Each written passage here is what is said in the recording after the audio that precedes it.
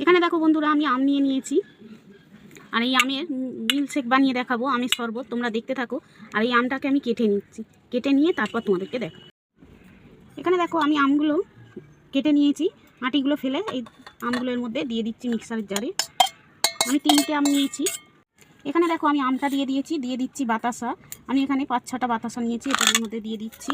আর দিয়ে দেবো এখানে দেখো কয়েক হাতা দুধ নিয়েছি, আমি দুধটাও দিয়ে দিচ্ছি এর মধ্যে।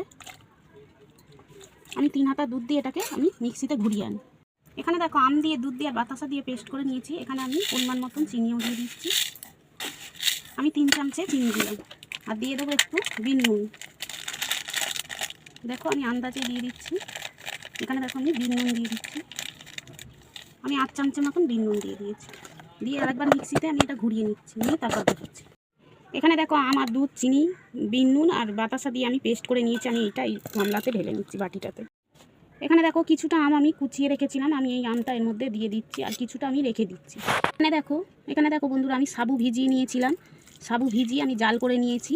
সাবু ভিজিয়ে জলটা গরম করে একটু নুন দিয়ে জাল দিয়ে নিয়েছি, দেখতে পাচ্ছ এরকম হয়েছে। আর জাল দিয়ে ছেঁকে নিয়ে আর আমি ঠান্ডা জল দিয়ে রেখে দিয়েছিলাম, তারপরে দেখো এরকম হয়ে গেছে। এবার এইটাকেও এর মধ্যে দিয়ে দেবো। এখানে কিন্তু আমি আরেকটু দুধ দিয়ে দিচ্ছি।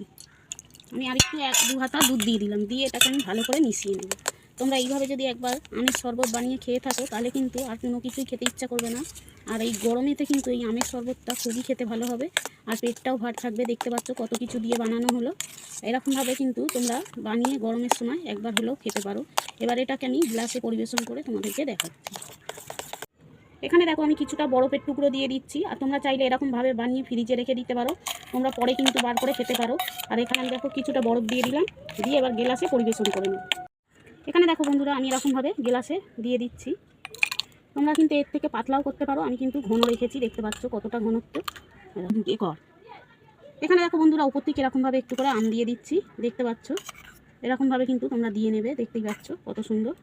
এইভাবে একবার হলেও এরকম গরমে আম পাওয়া যাচ্ছে, এরকম আমের শরবত তোমরা বানিয়ে খেয়ে থাকতে পারো। আর খেতে কিন্তু খুবই সুন্দর হয়। তোমরা চাইলে কিন্তু বানিয়ে আগে থেকে ফ্রিজে রেখে দেবে, বার করে খেতে পারবে। আর পাতলা ঘন তোমাদের ওপরে ছেড়ে দিচ্ছি, তোমরা যেরকম পাতলা খেতে চাও বা ঘন সেরকমভাবে করে নিতে পারো। আর এখানে কিন্তু দেখতে পাচ্ছ কত সুন্দর হয়েছে। এই শটটা যদি দেখে একটুও ভালো লেগে থাকে এই আমের শরবতটা, তাহলে লাইক, কমেন্ট, শেয়ার, সাবস্ক্রাইব করে দিও। তোমরা সকলে সুস্থ থাকবে, ভালো থাকবে। আবারও একটা নতুন ভিডিও নিয়ে চলে আসবো। আজকের মতো টাটা।